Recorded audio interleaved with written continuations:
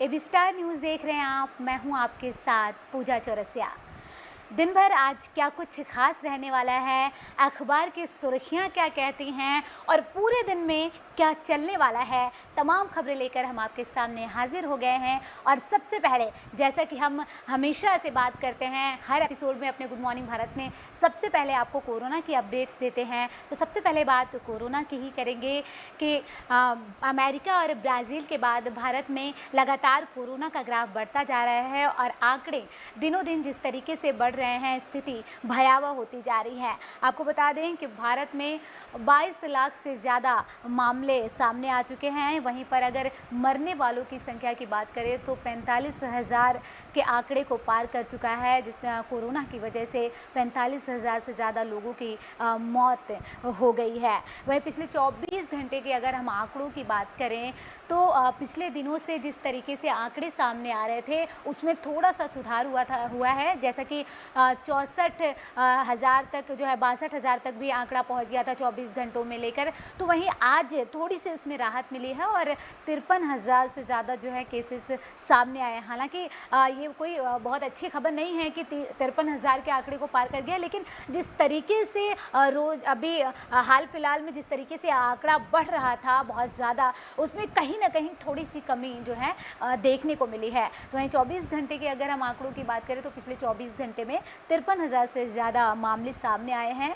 वहीं मौतों की अगर हम बात करें तो कुल जो मौतें हैं कोरोना वायरस की वजह से पिछले 24 घंटे में वो जो है 871 पहुंच गई है। तो 53,000 से ज़्यादा नए मामले सामने आए हैं 24 घंटे में और 873 लोगों की मौत हो गई है। वहीं अगर हम पूरे आंकड़े की बात करें तो 22 जो है लाख के आंकड़े को पार कर गया है, जो कि स्थिति बेहद डरावनी वाली है। इसीलिए हम आपको लगातार ये कह रहे हैं कि आप सुरक्षित रहिए, सतर्क रहिए, क्योंकि सरकार भी लगातार इसको लेकर आपको गाइडलाइन लगातार जारी कर रही है। तो वहीं अगर हम दुनिया में सबसे ज़्यादा आंकड़ों की बात करें तो सबसे ज़्यादा अमेरिका और उसके बाद ब्राज़ील में है। वहीं मौत के मामले भी जो है यहाँ पर डरावने वाले हैं। अगर 4 दिन में भारत की बात करें तो 60,000 से कम मामले जो है दर्ज किए गए हैं। जिस तरीके से हमने आपको बताया कि पहले भी आंकड़े बहुत ज़्यादा बीच में बढ़ गए थे, तो कहीं ना कहीं उसमें थोड़ी सी गिरावट जो है दर्ज की गई है। तो स्वास्थ्य मंत्रालय की तरफ से जारी किए गए ताज़ा आंकड़ों के मुताबिक जो है देश में करीब 23 लाख मामले सामने आ गए। जैसा कि हमने बताया कि 22 लाख के आंकड़े को पार कर गया है, तो 23 लाख के आसपास जो है आंकड़ा पहुंच चुका है कोरोना संक्रमितों का। इन मामलों में एक्टिव मरीजों की अगर संख्या की बात करें तो 6,40,000 जो मामले हैं वो फिलहाल एक्टिव हैं। जैसा कि पहले भी हम आपको बता चुके हैं कि भारत में जिस तरीके से मामले सामने आ रहे हैं, ग्राफ तेज़ी से बढ़ रहा है, उसी तेज़ी से जो है हमारी रिकवरी रेट भी हमारे देश में काफ़ी अच्छी होती जा रही है और लोग रिकवर होकर जो है घर लौट रहे हैं और जो है स्वस्थ होकर घर लौट रहे हैं। तो परिवार में भी कहीं ना कहीं इसको लेकर होप है कि अगर जिस तरीके से मामले सामने आ रहे हैं, वहीं उम्मीद की एक जो किरण होती है वो कहीं ना कहीं इस रूप में जो है शामिल हो रही है। तो वहीं आंकड़ों के मुताबिक मृत्यु दर गिरकर 1.99% तक आ गई है। तो करीब 2% के अगर हम बात करें, करीब 2% जो मौत के आंकड़े हैं उसमें गिरावट आई है। जिस तरीके से कोरोना ने जब रफ्तार पकड़ी और मरीजों की संख्या बढ़ी, उसमें जो मौत के आंकड़ों की अगर हम बात करें तो उसमें करीब 2% जो है गिरावट दर्ज की गई है। देश में कोरोना वायरस के लिए जांच की क्षमता को बढ़ाते हुए एक दिन में 7 लाख से अधिक नमूनों की जांच की गई और अब तक कुल 2,50,00,000 नमूनों की जांच की जा चुकी है।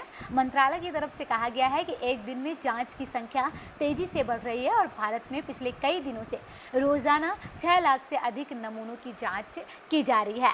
जैसा कि जांच जिस तरीके से तेजी से बढ़ रहा है, ये भी रीज़न हो सकता है जिस तरीके से जांच तेज़ी से बढ़ रहा है, उसी तरीके से आंकड़े भी जो है सामने आ रहे हैं। तो इसमें आपको डरने की ज़रूरत नहीं है, बल्कि सुरक्षित और सतर्क रहने की ज़रूरत है। तो कोरोना संक्रमितों की संख्या के हिसाब से भारत दुनिया का तीसरा सबसे प्रभावित देश लगातार बना हुआ है। अमेरिका पहले पायदान पर है और ब्राज़ील दूसरे नंबर पर है। वहीं भारत लगातार तीसरी पोजीशन पर बना हुआ है, जिस तरीके से ये आंकड़े सामने आ रहे हैं। तो लेकिन अगर प्रति 10 लाख आबादी पर संक्रमित मामलों और मृत्यु दर की बात करें तो अन्य देशों की तुलना में भारत की स्थिति काफ़ी जो है बेहतर है। जैसा कि हम आपको पहले भी इसको लेकर बताते रहे हैं कि जिस तरीके से दूसरे देशों में मामले सामने आ रहे हैं, वहीं भारत में जो है जिस तरीके से मामले सामने आ रहे हैं, कहीं ना कहीं इसकी एक बड़ी वजह हमारे देश की जनसंख्या भी है। तो प्रति 10 लाख आबादी में जिस तरीके से दूसरे देशों में मामले सामने आए हैं, वहीं भारत में जो मामला सामने आ रहा है, जो मामले लगातार आ रहे हैं सामने, वो कहीं ना कहीं थोड़ी सी राहत देने वाली है। तो कुछ और खबरों की बातचीत कर लेते हैं कि वहीं कोरोना की जैसा कि हम बात कर रहे हैं, तो मशहूर शायर राहत इंदौरी का आपने नाम ज़रूर सुना होगा। जो राहत इंदौरी हैं वो भी कोरोना संक्रमित जो है पाए गए हैं, जिसके बाद उन्हें इलाज के लिए अस्पताल में भर्ती कराया गया। तो बता दें कि उन्होंने राहत इंदौरी ने ट्वीट करके इसकी जानकारी दी। उन्होंने ट्वीट में लिखा, कोविड की शुरुआती लक्षण दिखाई देने पर मेरा कोरोना टेस्ट किया गया, जिसकी रिपोर्ट पॉजिटिव आई है। औरबिंदो हॉस्पिटल में वो एडमिट हैं। दुआ कीजिए कि जल्द से जल्द इस बीमारी को हरा दूं। और एक इल्तिजा है, मुझे या घर के लोगों को फ़ोन ना करें। मेरी खैरियत ट्विटर और फेसबुक पर आपको मिलती रहेगी। तो उन्होंने ट्विटर के ज़रिए इसकी जानकारी दी और कहा कि वो औरबिंदो हॉस्पिटल में जो है एडमिट है। लेकिन इसके साथ ही साथ उन्होंने ये भी कहा है कि आप कृपया मुझे फ़ोन ना करें। अगर आप मेरे स्वास्थ्य की कामना कीजिए कि जल्द से जल्द मैं ठीक हो जाऊं, लेकिन आपको मेरे हेल्थ से रिलेटेड जो भी जानकारी लेनी है वो आप मुझे ट्विटर और फेसबुक के ज़रिए आप जो है राहत इंदौरी से ले सकते हैं। वो उन्होंने ट्वीट करके इस तरीके से अपील की है अपने जानने वाले अपने परिचितों से। वहीं गुजरात के कोरोना संक्रमण के मामले अगर हम की बात करें तो वहाँ पर 72,300 के पार मामले पहुँच गए हैं। जैसा कि अभी हम देश की बात कर रहे थे, राज्यवार खबरों की अगर हम बात करें तो गुजरात में कोरोना का जो संक्रमण है वो 72,300 के पार पहुंच गया है। वहीं 1,000 से ज़्यादा मामले सोमवार को ही जो है सामने आए हैं। कल 1,000 से ज़्यादा मामले सामने आए हैं।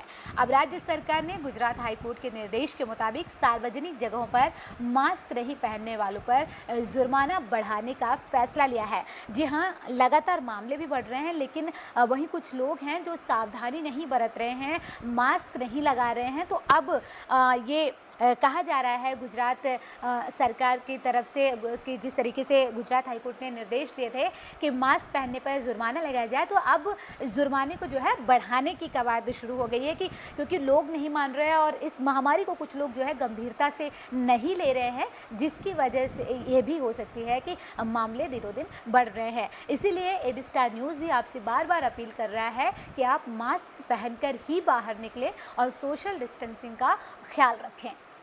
तो कुछ और खबरों की बात कर लेते हैं कि हिंदुस्तान क्या कहता है, एनबीटी क्या कहता है, अमर उजाला क्या कहता है, इस पर नज़र डालेंगे। जिसमें सबसे पहले हम बात कर लेते हैं उस खबर की जिसने न सिर्फ राजस्थान बल्कि दिल्ली में भी जो है सियासी हलचल देखने को मिली थी, जिस खबर की वजह से हम उस पर नज़र डालेंगे। हम बात कर रहे हैं राजस्थान के सियासी उठापटक की। पॉलिटिक्स के खबरों की बात करें तो राजस्थान में पिछले 1 महीने का जो सियासी उठापटक थी वो फ़िलहाल ख़त्म हो गई है। सोनिया गांधी, प्रियंका गांधी और राहुल गांधी से सचिन पायलट ने बातचीत की। अपनी शिकायत, अपनी शर्तों के मुताबिक वो अपने जो है कांग्रेस में वापसी अब करने वाले हैं। ये खुद सचिन पायलट ने कहा है। जैसा कि आप सभी जानते हैं कि पूर्व उप मुख्यमंत्री राजस्थान के सचिन पायलट, उन्होंने बागी तेवर अपना लिए थे और जिसके बाद ये कहा जा रहा था, उनकी तरफ से कहा जा रहा था कि अब राजस्थान की जो सरकार है वो अल्पमत में आ गई है। लेकिन 1 महीने का जो ये पूरा सियासी घटनाक्रम रहा जिसमें उठापटक हुई, बीजेपी की तरफ से भी आरोप प्रत्यारोप किए गए, कांग्रेस की तरफ से भी कुछ विधायकों ने जिस तरीके से बागी तेवर जब सचिन पायलट के विधायकों ने, सचिन पायलट ने अपनाए थे, तो कांग्रेस की तरफ से भी कहीं ना कहीं घर वापसी की उम्मीद की जा रही थी, चाहे वो पूर्व मुख्यमंत्री दिग्विजय सिंह हो या दूसरे जो बड़े नेता हैं कांग्रेस के, वो यही कह रहे थे कि घर वापसी की बात लगातार वो कर रहे थे। तो अब बातचीत हुई है जिसमें अहम रोल राहुल गांधी, कांग्रेस के पूर्व अध्यक्ष राहुल गांधी और कांग्रेस की जो है राष्ट्रीय महासचिव प्रियंका गांधी का जो है अहम रोल रहा है।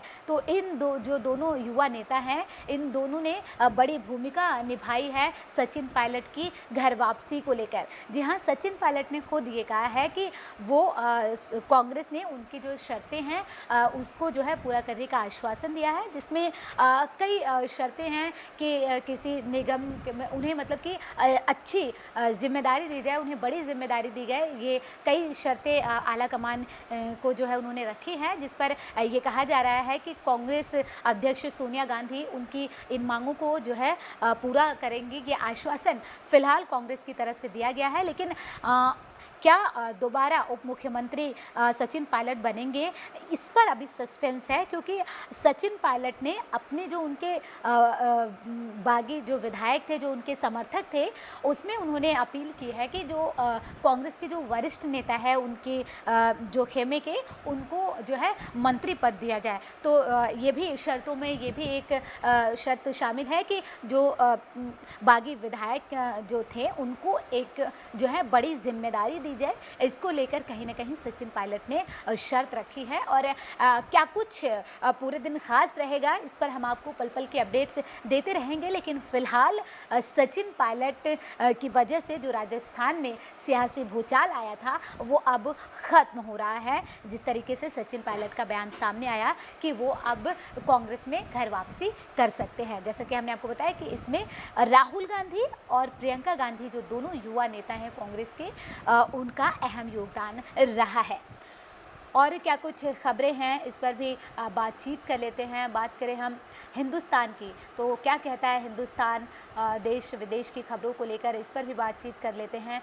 तो और एनबीटी की भी बात कर लेते हैं। जैसा कि अगर हम देश की खबरों की बात करें तो भारत में मोबाइल फ़ोन असेंबली का काम कर रही चीनी कंपनियों को आने वाले समय में अपनी टेक्नोलॉजी भी शेयर करनी पड़ेगी। ये एक अहम जानकारी जो हम आप तक पहुंचा रहे हैं, जो आपको दे रहे हैं कि जो अब चीनी कंपनियां हैं वो आने वाले समय में उन्हें अपनी जो टेक्नोलॉजी है वो शेयर करनी पड़ेगी। वाणिज्य और उद्योग मंत्री पीयूष गोयल ने सोमवार को इस बात के संकेत दिए हैं। औद्योगिक संगठन के एक कार्यक्रम में पीयूष गोयल ने चीन का नाम लिए बिना ही ये कहा है कि विदेशी निवेशकों के लिए भारत असेंबलिंग वर्कशॉप बनकर नहीं रहेगा। ये साफ संदेश दिया है, एक संकेत दिया है पीयूष गोयल ने। तो साफ साफ कहा है कि जो भी विदेशी जो निवेशक हैं उनके लिए भारत असेंबली वर्कशॉप नहीं रहने वाला है। और इसके साथ ही इन कंपनियों को चरणबद्ध तरीके से अपनी टेक्नोलॉजी शेयर करनी होगी और उत्पाद को पूरी तरह से भारत में विकसित करना होगा। उन्होंने कहा कि हम निवेशकों को आमंत्रित कर रहे हैं, इसका ये मतलब नहीं है कि सब कुछ एक तरफा होगा, यानी कि अब जो कुछ होगा वो पारदर्शिता एक तरीके से कह लीजिए कि उसमें रखी जाएगी। और अब सिर्फ जो भारत है वो एक वर्कशॉप असेंबली जो है वर्कशॉप बनकर नहीं रहेगा। अब उसमें दोनों देशों में जो है पारदर्शिता कहीं ना कहीं नज़र आएगी। जिस तरीके से भारत सरकार की तरफ से अब ये कहा गया है कि अब भारत सिर्फ असेंबली वर्कशॉप बनकर नहीं रह जाएगा। जो भी विदेशी निवेशक हैं उन्हें चरणबद्ध तरीके से अपने उत्पाद की जानकारी देनी होगी, जो है चरणबद्ध तरीके से, और वहीं जो है सब कुछ साफ होगा, साफ तरीके से, यानी एक तरीके से जो ट्रांसपेरेंसी है वो बनाए रखने की बात कही जा रही है भारत सरकार की तरफ से। फिलहाल भारत में चीन की मोबाइल फ़ोन कंपनियां सबसे अधिक असेंबलिंग का काम कर रही हैं। भारत में इस्तेमाल होने वाले स्मार्टफोन में 70% हिस्सेदारी चीन की 4 कंपनियों ने की है। ये कंपनियां चीन से कच्चे माल मंगाकर भारत में स्मार्टफोन असेंबलिंग का काम कर रही हैं।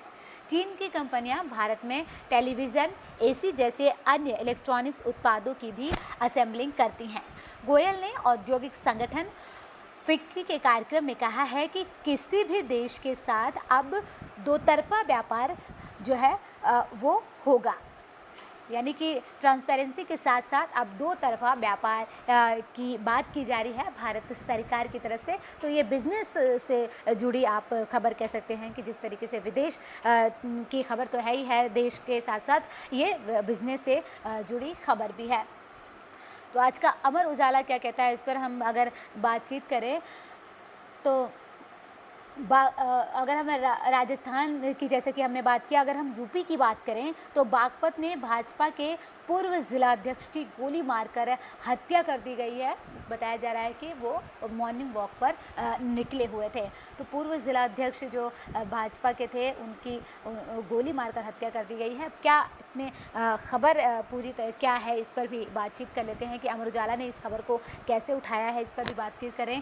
तो उत्तर प्रदेश में बदमाश बेखौफ हो गए हैं। जिस तरीके से कानपुर जो है मुठभेड़ की जो खबर सामने आई थी गैंगस्टर विकास दुबे की, उससे आपने अंदाज़ा लगा ही लिया होगा कि बदमाश किस तरीके से अब बेखौफ हो गए हैं और एक के बाद एक वारदातों को अंजाम दे रहे हैं। हालांकि यूपी सरकार बदमाशों के खिलाफ लगातार जो है एक्शन मोड में आ गई है और पुलिस की तरफ से लगातार एक के बाद एक जो है अभियान चलाया जा रहा है और जितने भी गैंगस्टर हैं उन पर कार्रवाई की जा रही है। लेकिन बदमाश जो हैं वो कहीं ना कहीं उनके अंदर जो पुलिस का जो खाकी का जो एक तरीके से डर होता है वो कहीं ना कहीं देखने को मिल रहा है। यही वजह रही कि शायद जो है पूर्व जिलाध्यक्ष संजय खोखर की गोली मारकर हत्या कर दी गई है, जिसकी वजह से पूरे इलाके में हड़कंप मच गया है।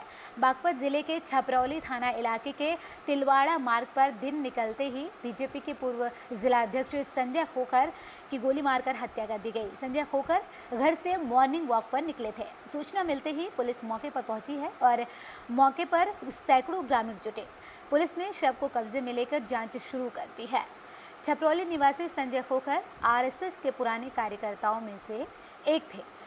ककोरा कला गांव के जूनियर हाई स्कूल में वो शिक्षक थे। मंगलवार सुबह अपने घर से तिलवाड़ा मार्ग पर मॉर्निंग वॉक के लिए निकले थे वो, जहां उनकी गोली मारकर हत्या कर दी गई। करीब 1.5 किलोमीटर दूर एक खेत में उनकी गोली मारकर हत्या कर दी गई है। तो केंद्रीय मंत्री संजीव बालियान और प्रदेश के गन्ना मंत्री सुरेश राणा के अलावा बीजेपी के प्रदेश अध्यक्ष स्वतंत्र देव सिंह के वो करीबी बताए जा रहे हैं और आरएसएस से जुड़े हुए थे। फिलहाल वो एक जो है स्कूल में बच्चों को पढ़ाते थे, शिक्षक थे, तो उनकी जो है गोली मारकर हत्या कर दी गई है। हालांकि हत्या किस वजह से की गई है ये अभी तक सामने निकल कर नहीं आया है, लेकिन इस तरीके की वारदातें कहीं ना कहीं जो है सवालिया निशान भी खड़े करती हैं पुलिस पर, पुलिस प्रशासन पर। वही क्योंकि जो बदमाश हैं, पुलिस लगातार जो है कार्रवाई कर रही है, बावजूद इसके जो है खाकी का डर कहीं ना कहीं बदमाशों में ख़त्म होता दिख रहा है। कुछ और खबरों की हम बात करें, अगर जो है हम दैनिक जागरण की बात करें तो कोरोना वायरस से संक्रमित पूर्व राष्ट्रपति प्रणब मुखर्जी की आर्मी अस्पताल में ब्रेन सर्जरी हुई है। ये एक बड़ी खबर है, जहां उनकी जो ब्रेन सर्जरी थी वो सक्सेसफुल हो गई है। आपको बता दें कि कल उन्हें अस्पताल में भर्ती कराया गया था, जहां पर उनकी जो रिपोर्ट थी वो पॉजिटिव आई थी। हालांकि उनकी ब्रेन सर्जरी हुई है जो बहुत ही अच्छी तरीके से हो गई है। बताया जा रहा है कि ब्रेन में बने खून के एक थक्के को हटाने के लिए ये सर्जरी की गई है। सूत्रों के मुताबिक पूर्व राष्ट्रपति प्रणब मुखर्जी की हालत नाजुक बनी हुई थी और उन्हें वेंटिलेटर सपोर्ट पर रखा गया है। जैसा कि वो सर्जरी तो उनकी जो है सक्सेसफुल हो गई थी, लेकिन अब उन्हें जो है वेंटिलेटर पर रखा गया है। डॉक्टरों की एक टीम लगातार उनकी सेहत पर नज़र बनाए हुए है। एक चौंकाने वाली खबर है कि कोरोना संक्रमित पाए गए वो ब्रेन सर्जरी हुई। बताया जा रहा है कि ब्रेन में जो है खून के एक थक्के को धक्का जम गया था, जिसको निकाला गया, जिसकी वजह से सर्जरी की गई। लेकिन उनकी जो हालत है वो कहीं ना कहीं नाजुक बनी हुई है, जिसकी वजह से डॉक्टरों की एक टीम लगातार उन पर नज़र बनाए हुए हैं। बता दें कि 2012 से 2017 तक वो हमारे देश के राष्ट्रपति रहे और 84 वर्षीय प्रणब मुखर्जी ने सोमवार को खुद ट्वीट कर इसकी जानकारी दी थी कि वो जो है कोरोना संक्रमित पाए गए हैं। वो एक हॉस्पिटल में जो है गए थे, उसके बाद उन्हें पता चला कि कोरोना पॉजिटिव है, उनकी जो रिपोर्ट आई है वो पॉजिटिव है। वो पिछले सप्ताह अब आने वाले जितने भी उनके संपर्क में लोग आए थे उनसे उन्होंने अनुरोध किया है कि वो आइसोलेशन में चले जाएं और अपनी जो है जांच कराएं। तो पूर्व राष्ट्रपति प्रणब मुखर्जी ने ये ट्वीट करके कहा है और अपने करीबियों से ये कहा है, विनती की है, ये अपील की है कि आइसोलेशन में वो चले गए जो भी उनके संपर्क में आए हैं।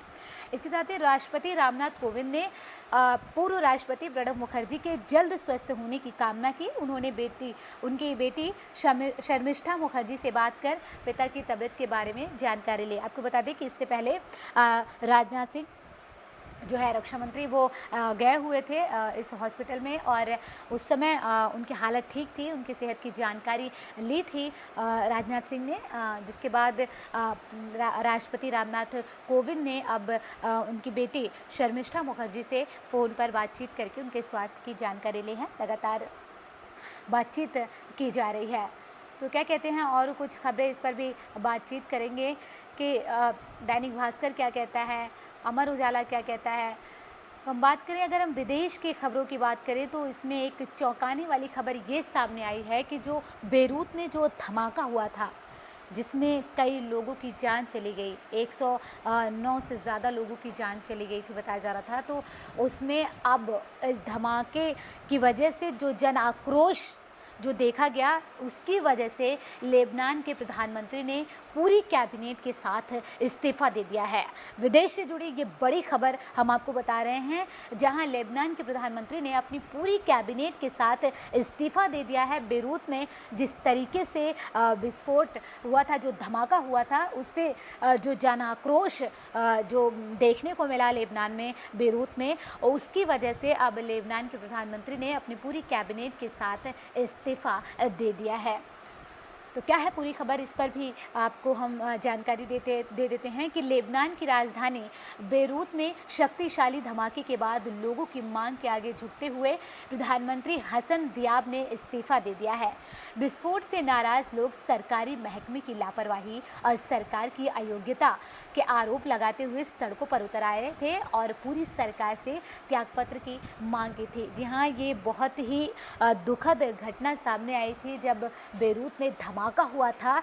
तो वहाँ के जो लोग हैं उनका मानना है कि जो सरकार है वहाँ की वो अयोग्य है और कहीं ना कहीं लापरवाही की वजह से जो सरकारी महकमा है उसकी लापरवाही की वजह से ये धमाका हुआ। उस धमाके का जिम्मेदार सरकारी महकमे के साथ साथ सरकार पर भी लगा। जिस तरीके से लोग सड़कों पर उतरे वहाँ के, तो अपील की गई कि जो है वो मांग की गई कि वो सरकार अपना जो है त्यागपत्र दे, जिसके बाद लेबनान के प्रधानमंत्री हसन दियाब ने अपनी पूरी कैबिनेट के साथ अब इस्तीफ़ा दे दिया है। अब वहाँ पे जो है प्रधानमंत्री कौन बनेगा, वह किसकी सरकार आएगी, इस पर जो है सभी की निगाहें रहेंगी। लेकिन ये जो एक दुखद घटना सामने आई थी उसमें जो है सैकड़ों जो है लोग मारे गए थे, जिसके बाद लोग सड़कों पर उतर गए और सरकार को अयोग्य बताने लगे थे, जिसके बाद सरकार को इसके आगे झुकना पड़ा और पूरी सरकार ने जो है वहाँ के प्रधानमंत्री लेबनान के हसन दियाब ने अपनी पूरी कैबिनेट के साथ इस्तीफ़ा दे दिया है। तो जैसा कि हमने आपको बताया कि आज क्या बड़ी खबरें हैं, क्या कुछ पूरे दिन ख़ास रहने वाला है, चाहे वो बिज़नेस जगत से जुड़ी हो, चाहे वो राष्ट्रीय खबरें हों, राज्य की खबरें हों, जैसा कि इसमें एक सबसे जो अगर हम बड़ी खबर की बात करें तो राजस्थान का जो सियासी संकट था वो कहीं न कहीं अब ख़त्म हो गया है। और बेरूत में जिस तरीके से धमाका हुआ, प्रधानमंत्री ने अब त्यागपत्र दे दिया है, तो अब पूरे दिन ये नज़र रहने वाली है सबके कि आखिर अब यहाँ पर सरकार किसकी बनेगी। और जो अगर हम भारत की बात करें तो राजस्थान में जो सियासी हलचल मचा हुआ था, अब क्या कांग्रेस जिस तरीके से सचिन पायलट को आश्वासन दिया गया है उस पर कितनी खरी उतरती है, इस पर सभी की निगाहें बनी रहेंगी। फिलहाल के लिए सिर्फ इतना ही। बने रहिए अभी स्टार न्यूज़ के साथ। नमस्कार।